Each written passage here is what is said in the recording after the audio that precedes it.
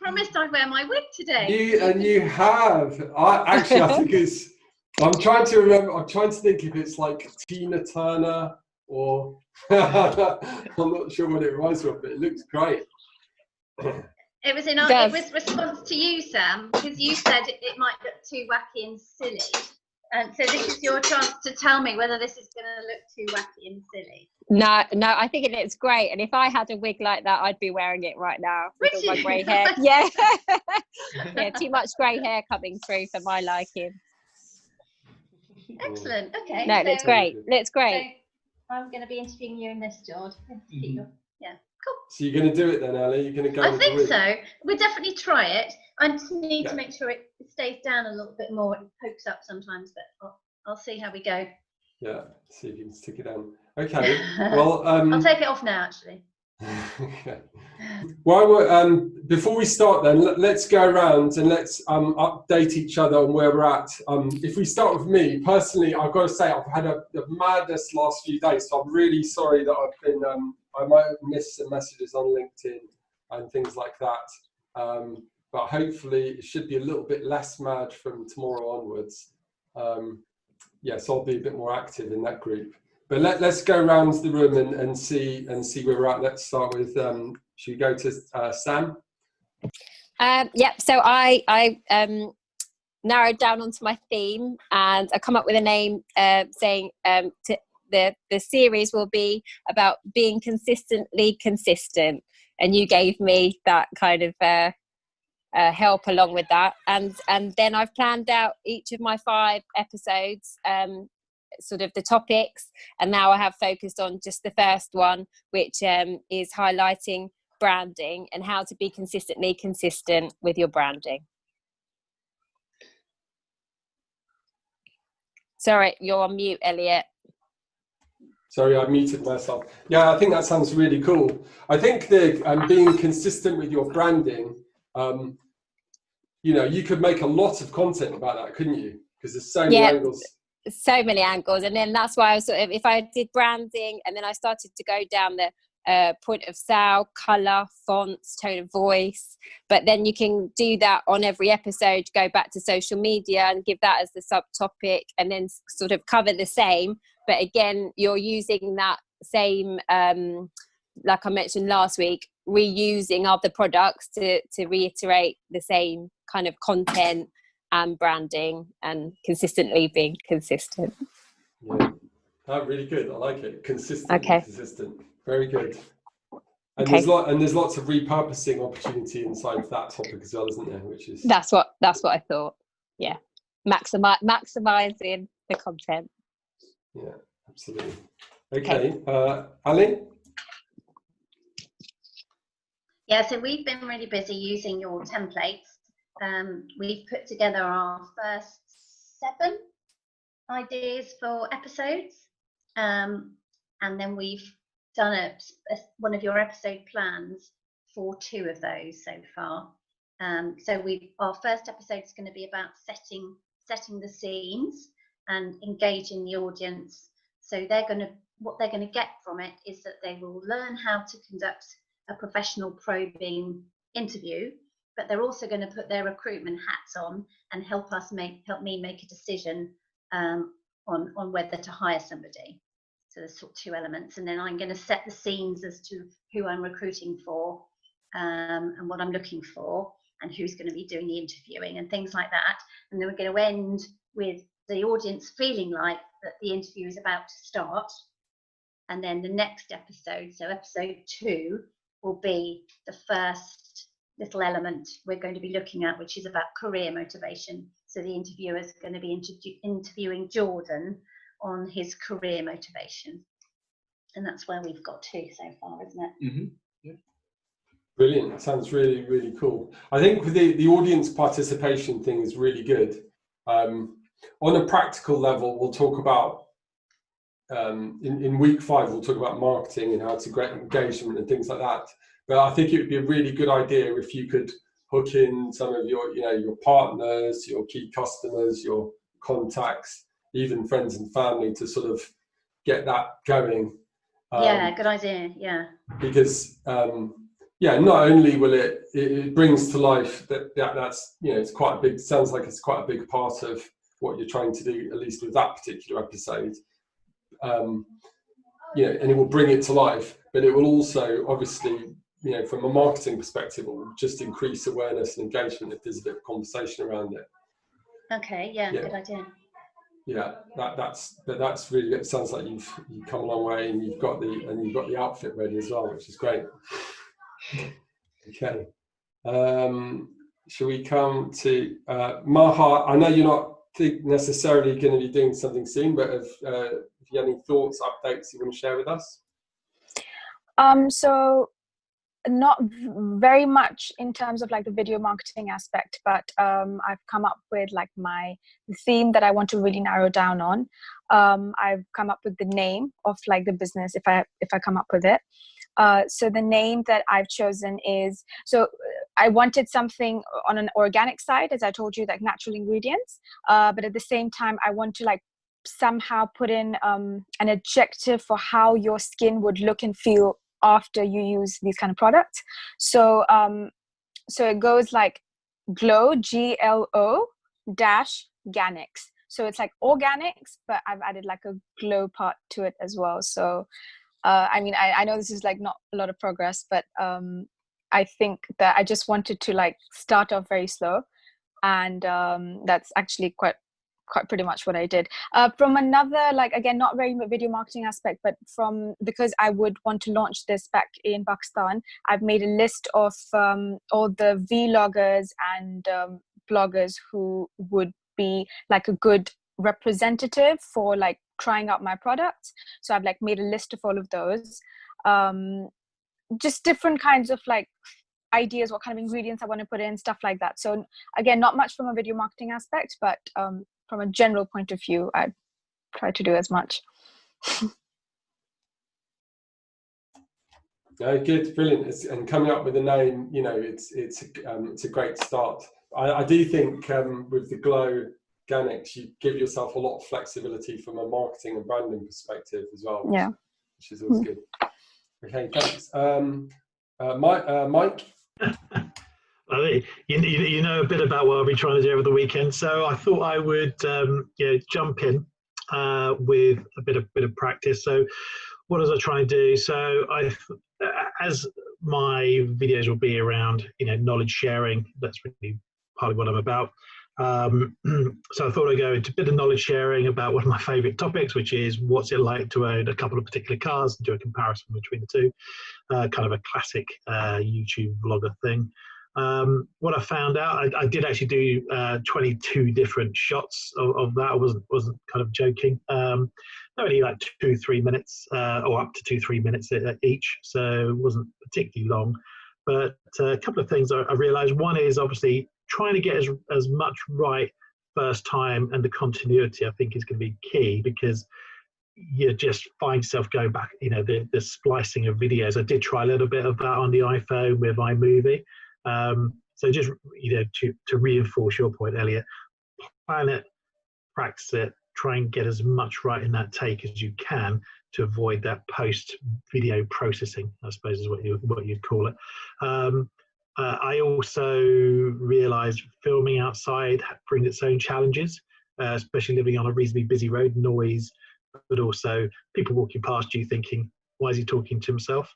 That kind of stuff. So, but it's good because it did actually get, you know, after a couple of takes and seeing people walk past, I just go, forget about it, you know, just crack on and just get over yourself. So yeah, I really enjoyed it. I really enjoyed just playing with it. It wasn't massively successful in terms of output, but tomorrow morning, really sit down with a plan and with some lessons learned and go for a couple of attempts at a 1 or 2 take video. I'll share with you what it's like. So yeah, so it's not, obviously I'm not going to be talking about cars and that kind of stuff in my business, but it's around knowledge sharing. So just trying to think about how to make it interesting and what's unique, you know. So yeah, so cars is easy, but it's also been done a million times to death. So that's what I've been up to. Yeah, I think that's brilliant. I thanks so much for sharing that. because you know what, planning is really important, and clearly it is, but at some stage you've got to press the record button, and particularly if you're walking around outside in public, then people, you've got to get over that fear of just kind of getting on with it, because it is a challenge. I think it's a challenge for anyone, but it's a challenge you've got to overcome if you're going to be creating video in public, like probably some or all of us will do at some stage. And the truth is, there's absolutely nothing wrong if you're walking down the street talking to yourself into your camera. That's your business. You might be making a video, you might just be a crazy person, but it's still your business, and we live in a free country. So look, thanks for that. It's really valuable getting that experience, like you just said. Okay. Are there any other points or questions from anyone before we get going, or thoughts or comments of any kind? Elliott, we were wondering at what point in the video do I say, "Hi, I'm Ali Waters from Ali Waters Associates. We're recruitment training specialists." I'm not sure where that needs to come in, if in fact it needs to come in at all. Yeah, right. That is a really, really good question. I would say it does depend a little bit on the channels that it's going to go across. So what just reminds me, I think you said last time, but what are the channels you're planning to push this on mainly? The main one, in fact, the only one I'm thinking of is LinkedIn. Yeah. Look, for that reason, honestly, I would say you don't need it. Don't need it, really? Okay. Well, I'm quite glad, because it takes up a few seconds, and we're kind of short. Yeah. We're trying to cut it as carefully as we can. I tell you, today's session, it's just it's a bunch of tidbits about advice about recording, and some of it's practical, some of it's technical, some of it's just kind of insights and what I've learned. And I think based on what I've learned, I wouldn't have said this to you 18 months ago, but based on what I've learned, particularly if you're going to put it on LinkedIn, you just don't need to. There's kind of two reasons. First of all, if someone is people on LinkedIn, most people on there are pretty smart, and they're going to kind of read between the lines and know that you're something to do with that. And if they're interested, they're just your profile is going to be attached to that video, forever, really. Even if someone shares it, it's still uniquely attached to that video. And so that's one thing. But the other thing is any hint of sales message, so you got to get it in because it's marketing, but understand that as soon as you put anything like that in, it detracts slightly, and a small detraction, particularly early on, it's probably not worth the uplift that I would suggest isn't even there on LinkedIn. The reason I asked where you're going to put it is because it might be a bit different if you were thinking that this is going to sit on YouTube and it's going to live on YouTube for a very long time. That might be different. And so it might be the case that when you make these videos, you do put in that, I'm Ali Waters, and I'm a recruitment agent, but you might edit it out for the LinkedIn version. Oh, that's a good idea. Yeah.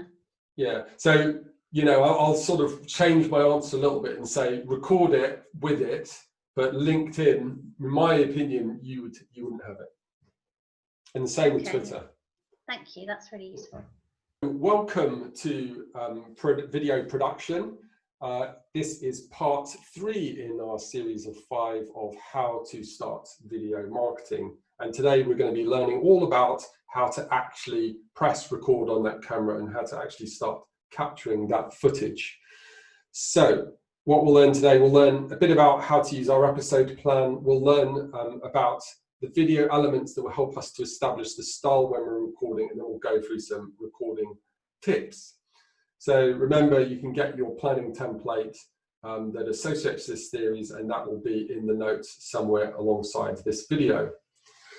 So in the last session we ended up, we got to a point where we could actually create an episode plan. And just by way of a short bit of review, let's just recap slightly. So we were talking about which segment of our video are we we had to plan each segment of our video, and we want an understanding of how long each segment is going to take, and then who and or what will the viewer see and or hear. And so those are the elements that make up our draft plan.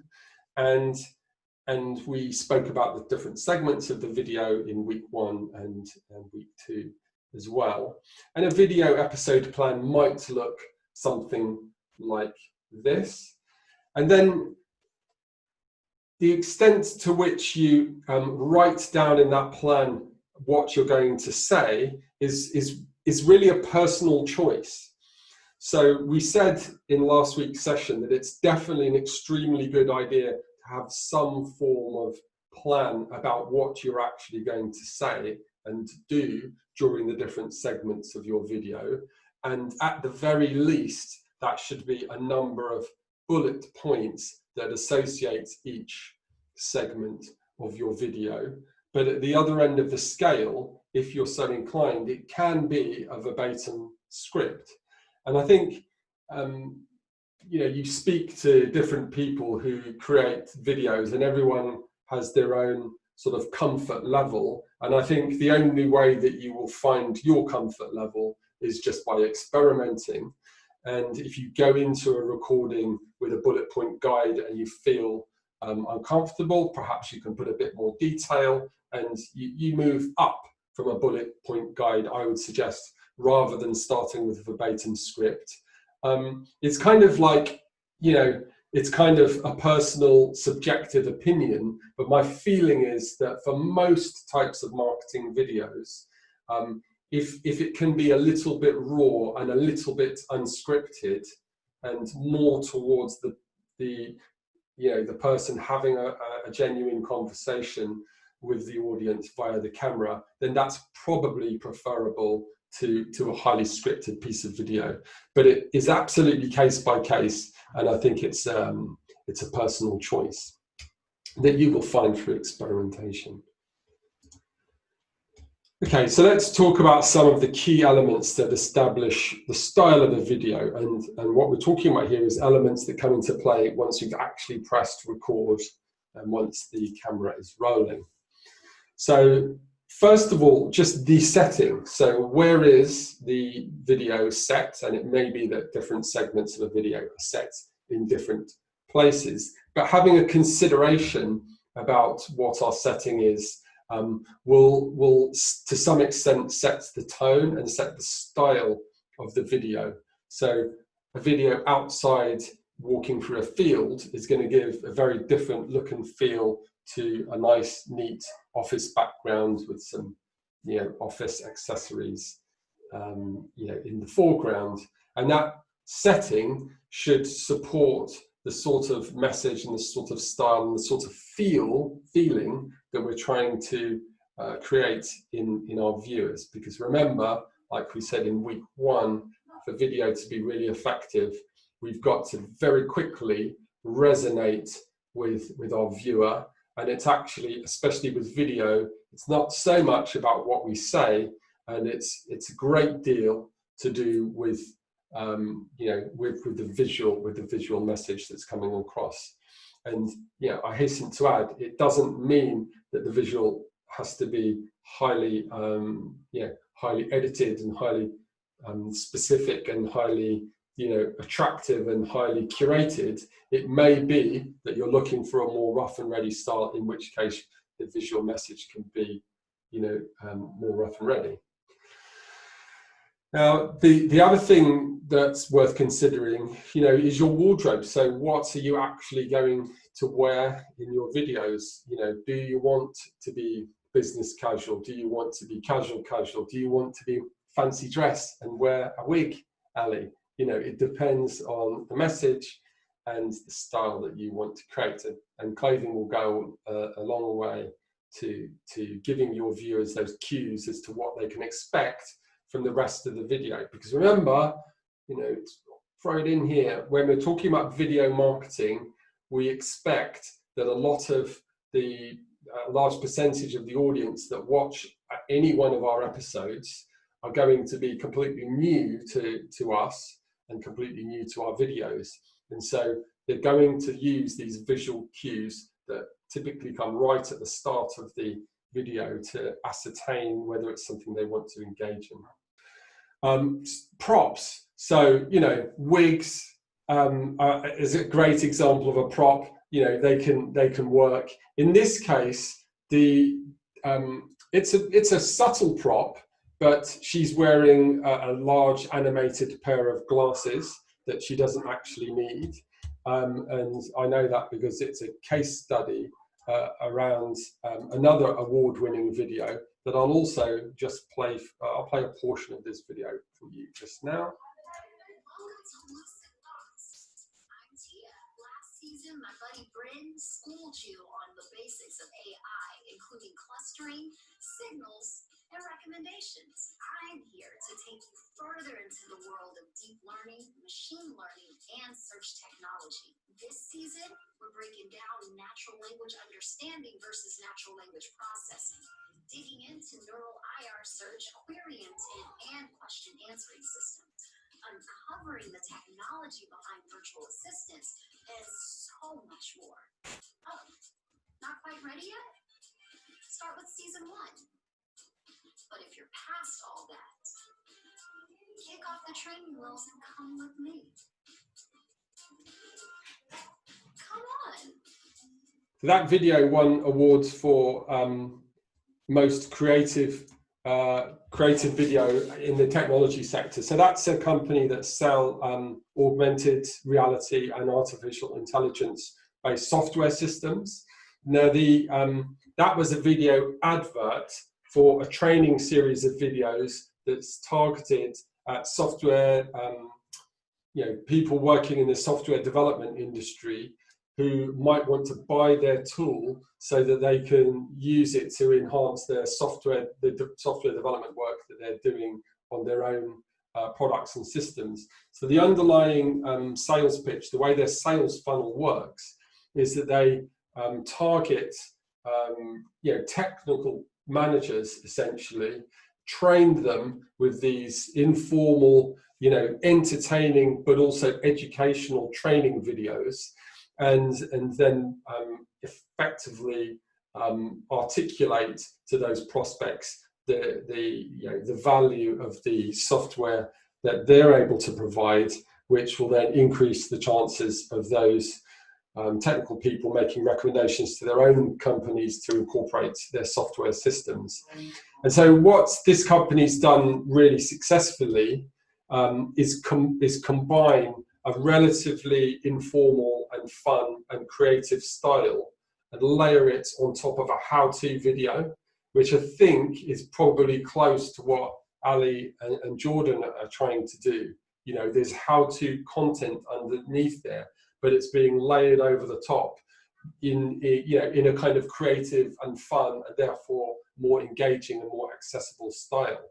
So it's definitely it's definitely a direction that, if you pull it off correctly, can work very well, because these videos, this company has been lauded for this particular set of videos. And actually, the prop, going back to the main points there, the prop, the big glasses, it's kind of like, it's something that pops out immediately from the video, but it's also got this connotation of, I'm going to teach you something. I'm a professor, I'm a teacher. So the background, the background is a key element of the setting, and you can use it in a number of different ways. This lady is one of my colleagues at MintTwist. She's an account director, and MintTwist have produced a series of episodes of what we call Mint Tips. And we were sort of looking around our office and thinking about what background we should use, because we've also got another series where all of the employees in the company introduce themselves with 60 seconds. They give 30 seconds on who they are, and then they give on who they are in a personal life, and then they give 30 seconds on what they do in their job at MintTwist. And that particular series was filmed with a backdrop of the office in much of the same way as the Monday.com one is. But we thought to differentiate the series that's all about just digital marketing tips targeted at actually relatively technical marketing people. We just wanted to materially differentiate those videos. So we, made a subjective decision really that we just had a nice yellow background and we'll just film against that. And so what we found is that instead of, when we came to record an episode, because different MintTwist colleagues will come out with different tips, instead of working out where we're going to do it, we just always did it against the yellow background. The yellow background stayed in place, and it actually, it improved, it increased the efficiency and the speed it took to record a single episode. But having recorded about 30 of those particular episodes, it also sits really nicely in a playlist on YouTube. When they're all yellow backgrounds, it brings some consistency to the series. Now, having plain backgrounds is probably, not the norm. In many cases, you would have some other form of background, of real life background. It could be an office environment, it could be an outdoor environment.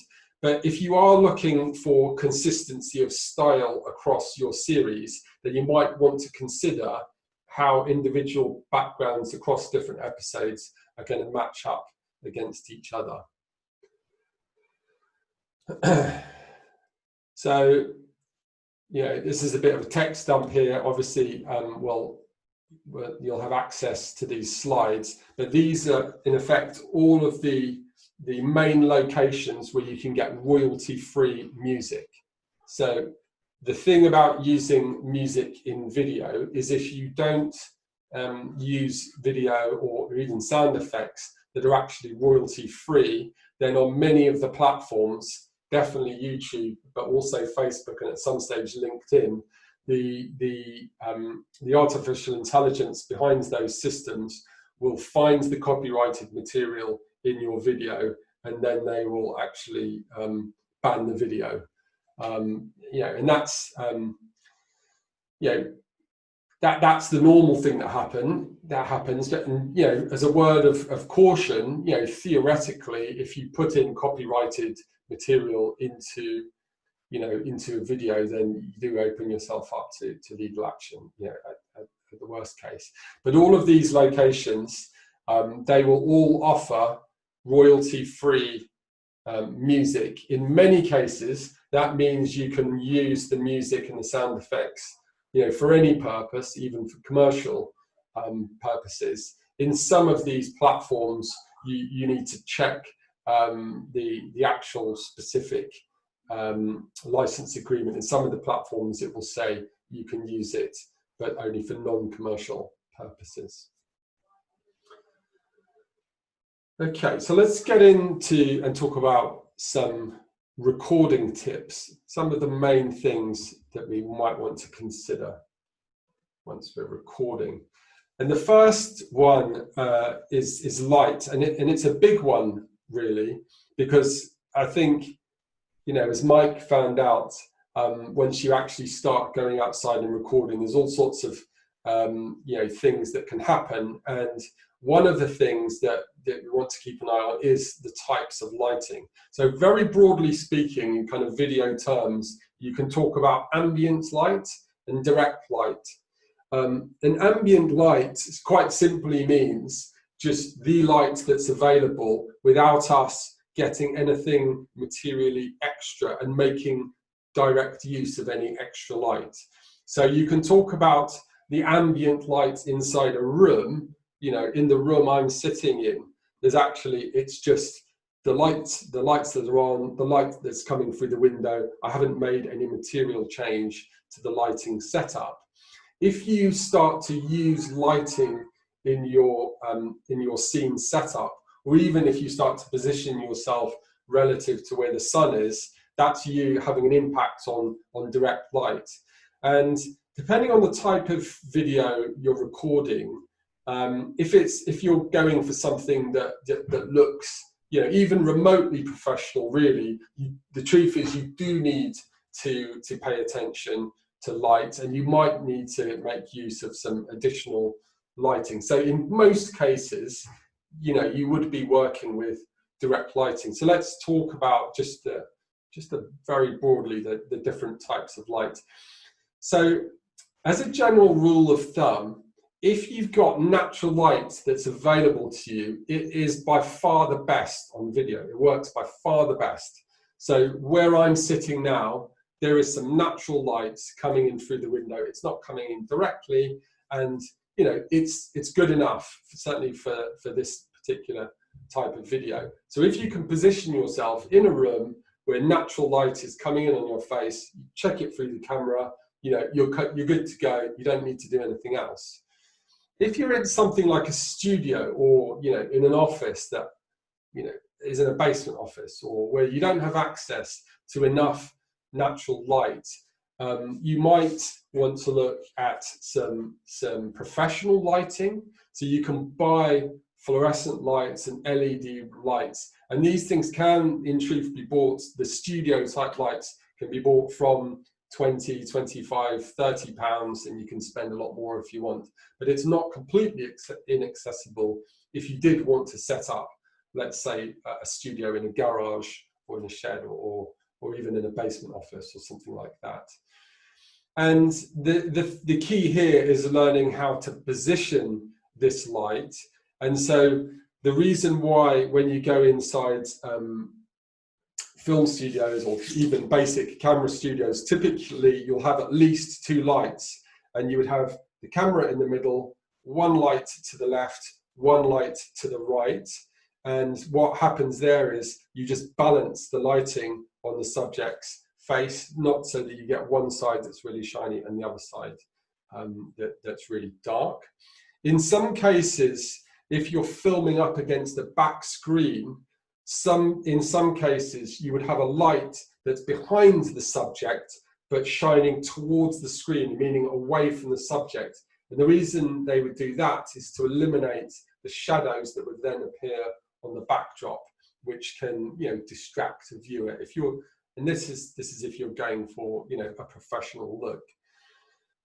And then if you're working with direct sunlight, so if you're actually physically outside, in general, filmmakers, video makers would prefer to use early lights, meaning early in the day, or later lights, meaning later in the day. If midday sun directly over your head is unflattering on the human face, I think is the way to put it, relative to early or later light. So that's just a consideration. And the problem with just a single direct light is that you would typically get a shadow one side of the face and potentially on the backdrop, and not with the other. So if you are going to invest in lights, a professional fluorescent or LED lights, it makes sense to have you know, two of them, 2 stands, so that you can come from either side. And then, so when we're thinking about actually pressing go on our camera, then we've just got to consider what's in the frame. I mean, it kind of, you know, it makes sense really, but it's worth just having it on your tick box. What do you actually want in frame, and what is unnecessary in frame? It really depends on the format of your video. So if you are a vlogger and if you're vlogging, you know, you probably want the frame entirely focused on your face or very close to your face. If you're making a film about how to cook the perfect egg, and it's everything to do with how to cook the perfect egg, and it's nothing particularly to do with the person who's cooking the egg, then why do you need the person who's cooking the egg into the shot? You probably don't. If it's a video about a chef who's cooking some food and talking about how they're cooking the food, and actually that chef is a material part of that video, then obviously you would want the chef in frame and you would want the food in frame. And there's sort of 3 types of frame shot in general. And there's, you know, first of all, there's the wide frame. So this is, you know, further back from the subject, including more of the background. And this type of wide shot is what you would need if you have more than one person, a number of people in the shot, then you would definitely need a wide shot. The medium frame is a bit closer to the person. Arguably, if there's two people having a one-to-one interview, I would suggest you can still have a medium frame, but it's close up on their faces, and it would be quite an intense, potentially adversarial type of shot. If you went wider, it would pull back from that intenseness. And then a close-up, as you mentioned, works particularly well for vlogs. Having said that, if it's a vlog that's focusing on the natural environment and the mountains, or if it's a hiking vlog or a snowboarding vlog, you might want to mix up close-up shots with wide shots. So you can obviously mix and match shots through the different segments of the video. So just some general points for mobile capture. So for almost all of the smartphones, many of them have very good cameras, as we've said, and most of them now will have cameras on the back and on the front. Now the camera that's on the back, meaning not the one, so if you press to take a selfie with the monitor facing us, that particular camera is not going to be as high definition or quality as the camera that's on the back of the phone. So the camera that's on the back of the phone is always, I don't think there's any exception, it's always the most expensive and the best camera on a smartphone. So if you're setting up to use a smartphone, don't do what this is doing here. That's not the way to do it. You would flip it around, and yes, you won't be able to see exactly where you sit in frame, but the camera, the video footage would be much better. So when I do my selfie vlogs, I am holding up, the back camera is looking at me. So I don't see exactly where I am in frame, but I just know roughly where I am. And I do that because the picture quality is so much higher from the back camera than from the front camera. Any tips on that, Elliot? I mean, I've tried that just on holidays, trying to take a holiday snap, and I always get like the top of my head or kind of the bottom of my chin. I never get the face. Any tips or practice? I think that it's a good question. I think it's practice, really. There is a setup.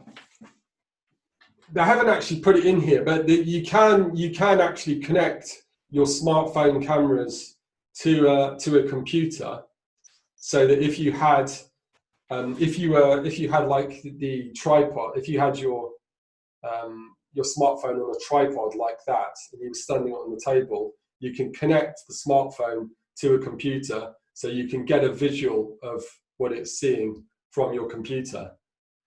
But that's the only workaround, really, Mike, that I can think of at the moment.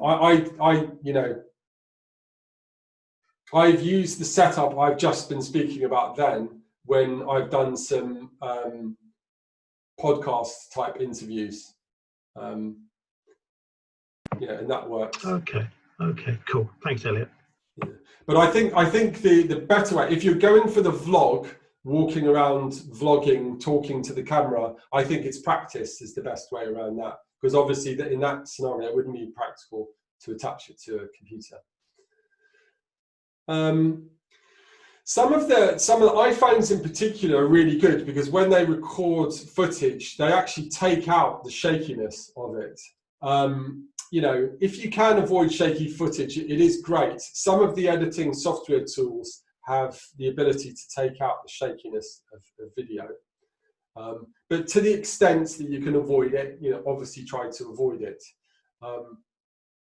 There are actually mobile tripods that will aim to maintain the balance position of a camera, and I did experiment with one, but I found it was quite impractical. So I wouldn't, and the uplift in benefit wasn't materially large for the sort of the price that those things cost, which is around £100. So yeah, shaky footage is just one to look out for.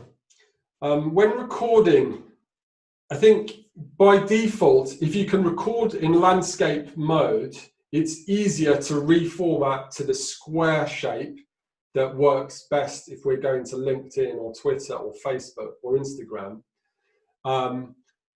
You can record in portrait mode if you're creating videos and really you know that you want them to be on Instagram and Instagram primarily, then it would make sense to film in portrait mode. Otherwise, if you're going for almost any other channel, my advice would be film in landscape mode and then crop to square when we go to format our video for LinkedIn, Twitter, or Facebook. The reason why I say portrait mode for Instagram is that IGTV, which is the video platform within Instagram, but also posting videos to Instagram themselves, you can actually post portrait style videos, work very well there. For most of the other social platforms, like a square format, a 1:1 format works really well. For YouTube, it's a landscape format. So, you've got to think about which channels you're going on, but my general advice would be recording landscape mode. Okay. So camera capture, again, just some best practices here. Try and set up your frame without using the zoom function on the camera. We spoke about green screen last week. The benefit of green screen is not just that you can change the background, but you can also quite neatly overlay graphics onto your videos, as well as a background. So green screen, it is worth considering, because I think, like I mentioned, you can buy a simplistic green screen setup. It's just poles with some green, with some green material. You can buy it for, £20, £25 or something. So it shouldn't be something that's necessarily dismissed. And again, the default, try and position your camera, close to head sight for like default shots, unless you're going for something highly creative or different. And then when we're using our camera, whether it's outside or inside, we've got to check for noise. When you play back on video, if you've spent a lot of time recording, planning and recording a great bit of content, it is really annoying if you've got background noises, because it will draw down on the viewing experience. From a personal perspective, I learned the hard way. There were 2 videos that I recorded that I thought were going to be great. One of them I played back and there was just a hum from a refrigerator, and it's almost, you wouldn't notice it in real life, but because of the way the recording equipment works, it picks up some frequencies and amplifies them. And even using the editing software tools, I wasn't able to get rid of that noise, and I lost a couple of hours of filming and footage with myself and colleagues. So that was really annoying. So I guess an additional tip would be, if you are set up and you're ready to go, just record a few seconds of practice and then play it back for yourself. Listen through your headphones and just listen out for any background noise that's excessively loud. Look, if it's bits and pieces going in the background, we don't worry about that. It's persistent noise that can sort of ruin a video. Hums and buzzes, test recording. Yeah, what you hear, what some podcasters will say, and podcasting, is related to what we're talking about, I suppose. In the podcasting world, the quality of the audio is even more important. So if you are taking some of this knowledge and potentially at some stage applying it in the future to developing podcasts, then in that scenario, you need to pay even more attention to the noise. And there are plenty of podcasters, even very professional ones, who quite literally record their podcasts, in a clothing cupboard, quite literally, because the sorts of materials and clothing will dampen down sound echoes, as well as professional soundproofing panels that you will find in the studio. And then, you know, we've spoken about, you know, mobile recording, we've spoken about recording on a camera, you know, outside or inside, but then there's all sorts of other ways that we can record video. There are plenty of screen recording tools where we can, you know, this works particularly well for things like software demonstrations. You know, we can use Zoom, which is what we're doing now, to record, you know, interviews and or tutorials. Many of the platforms have live streaming capability. You know, Facebook has it, YouTube has it, LinkedIn has it, albeit limited. Twitter has it, and there are other platforms as well. So there are a number of ways that we can capture video. Okay, let's talk about microphones then. So we've got different options that we can use. Here's some of them. So we've got the shotgun or the boom mic. This is this example here in the bottom right. And so the benefit of this is if you there's two benefits really. In this picture here, he's presumably a podcaster sitting at his desk recording a podcast. Now the thing about the mics is that they pick up on vibrations. So if you have a mic sitting on your desk on your stand and you're typing on your computer, then those vibrations will find their way into the audio. And so that's why podcasters that really care about their audio will have these boom stands that bring the mic, that raise it above from the table, and actually this stand would need to be mounted on something that's not the table so that the vibrations wouldn't travel onto it. And then in sort of you know, professional video recording, you know, movies and TV programs and things like that, they'll use the boom mic to get closer to the actor, the person who's speaking, but obviously you need the microphone out of shot, so it comes in just over the top of them out of shot. The lavalier mic, this is the mic that attaches to your you know, to your item of clothing, and then it's a wired mic all the way to the recording device. The benefit of this is that you can get right up close and capture a good quality from someone that you're interviewing potentially. The onboard camera mic, you know, very often it's a microphone, and very often you'll see them with this fluffy thing over the top. And so all of the only thing that fluffy thing is doing is pacifying the wind. So if you're outdoors and it's windy, this pacifier that sits on top of the microphone will just mitigate that wind noise. If you're indoors, you know, you don't need this. You can take it off and the actual microphone is underneath. And then, you know, in the top right there, you know, that's this is a Blue Yeti microphone. This is the one that I use, and it's a USB mic. So if you're doing any form of recording via a computer, like we are doing now, you know, this microphone, you know, simply plug it into any computer and it will capture the audio and mix it up with the video track. Next week, we're going to talk about editing.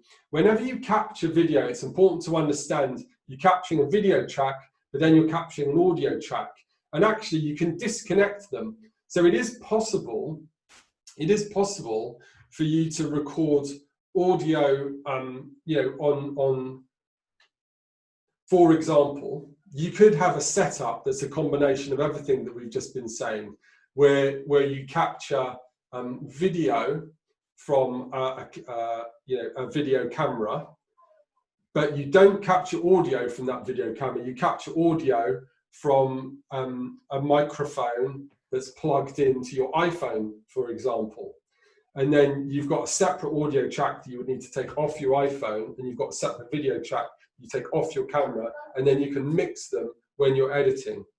So if you find yourself in a position where you really want to, you can't combine video and audio because of the distances and the actors that you've got involved, that's the other way around it. My suggestion is that in the early days, it's better to capture your audio and video into the same device, if that makes sense. And so if you've got a camera with an attached microphone, the video and audio sits together. If we've got a computer with a webcam and I've got a Blue Yeti or a USB microphone plugged into that computer, it's captured together. You know, if you're a podcaster, you know, that's the video and the audio will be captured together. If you're using a lavalier mic, you know, they're captured together, and it makes editing easier.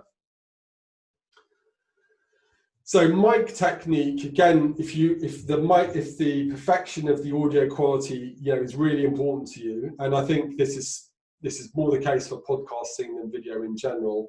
Think about proximity, about 5 centimeters, beg your pardon, about 5 inches, about 15 centimeters away from the mic is about right. When you're speaking into a mic, if you're an animated speaker and you like to go up and down in your speaking, yeah, it's good practice. If you're going to be loud, try and move away. So if I'm going to be loud, I want to move away from the mic. If I'm going to be quieter, I can move into the mic, and I speak at my normal tone when I'm about right. I mean, I'm far from a mic expert, but an audio expert, but apparently that's the way to do it.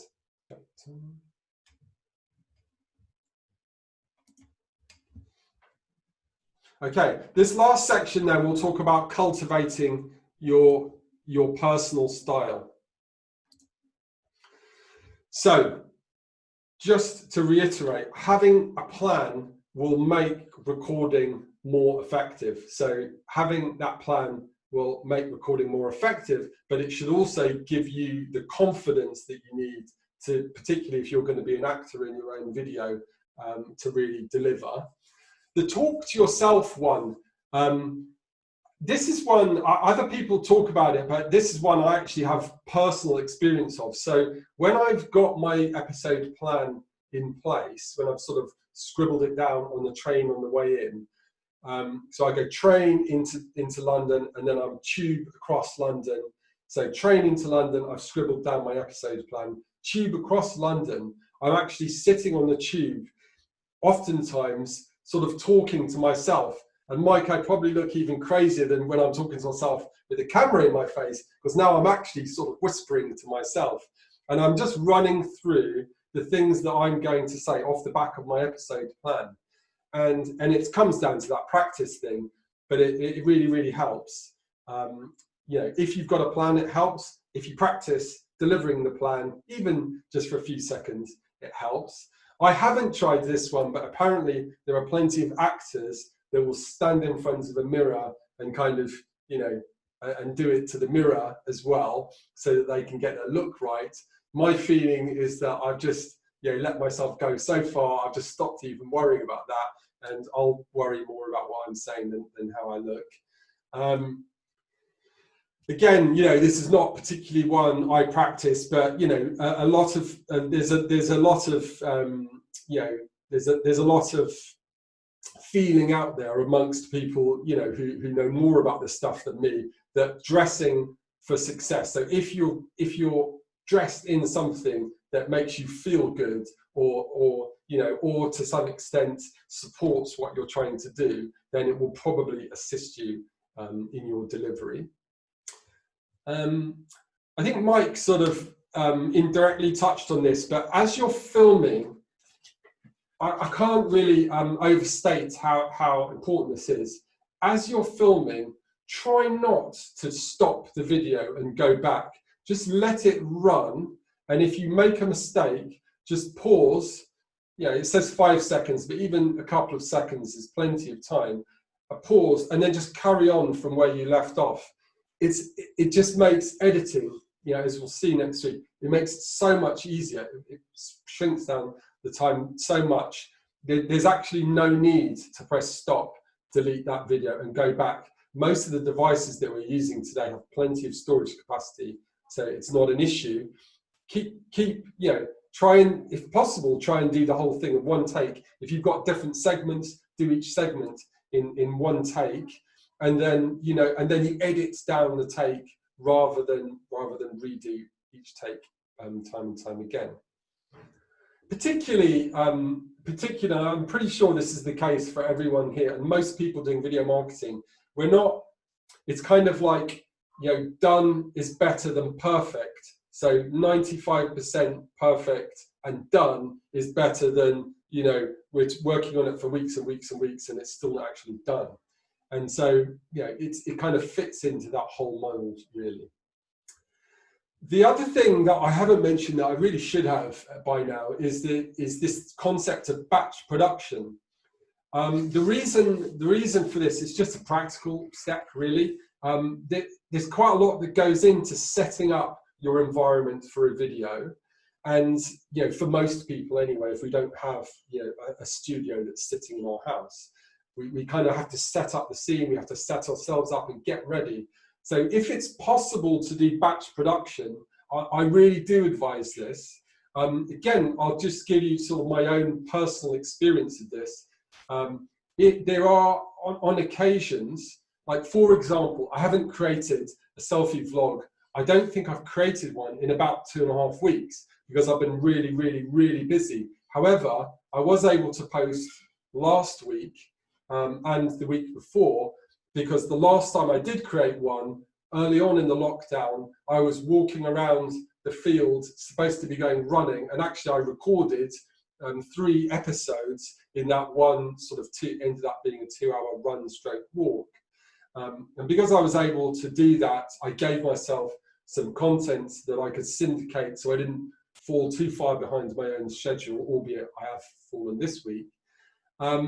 And so that's one benefit. But the other benefit, as I sort of inferred at the start, is that if you've got your production area set up, then you may as well use it to the fullest extent that you can. And if that means recording 3 or 4 videos or more, then that will really help. Particularly when you really get into this stuff and people start going, oh, it's great, your video is great, when's the next one coming out? And you think to yourself, you just haven't got time to produce it. It's a bit of a pressured situation. So batch production, top tip. Another top tip, I would say, I have a really tiny amount of TV experience. There's a program that you might have heard of called, oh my word, it's a property program where you go and make a choice about if you're going to buy the property in abroad or you're going to buy the property in the UK. Is anyone familiar with that? Yeah, is that Place in the Sun, Home and Abroad or something? So Place in the Sun, Home and Away, when like in another light, 12 years ago, 13 years ago now, before my wife and I had kids, my wife just wrote off to the producers and we sent in a video, and we went on that show. And I remember the producers at the time when we were filming it, they said to us, you need to be much, much more animated on video to look normal. You need to be much more animated in front of the camera to look normal in front of on video. So it's a difficult one, this, because for a lot of people it's hard enough anyway just to do it. But in actual fact, you really do have to try and be an exaggerated version of yourself to make it look good. In most cases, depending on the type of video you're doing, obviously, in most cases, you do have to push yourself a little bit. Now, and what I'm suggesting really here is you're going to have to push yourself out of your comfort zone. Some of us will be more comfortable with doing that than others, but it is a nature of this stuff that I think it's, for most videos, you probably need to look at doing that. And look, by practicing, by recording and playing it back, you'll see what I mean. Okay, the other thing is avoid perfectionism. Done is better than perfect. If there's a small mistake, if there's a small gap, is it really noticeable? Does it affect the flow of the video?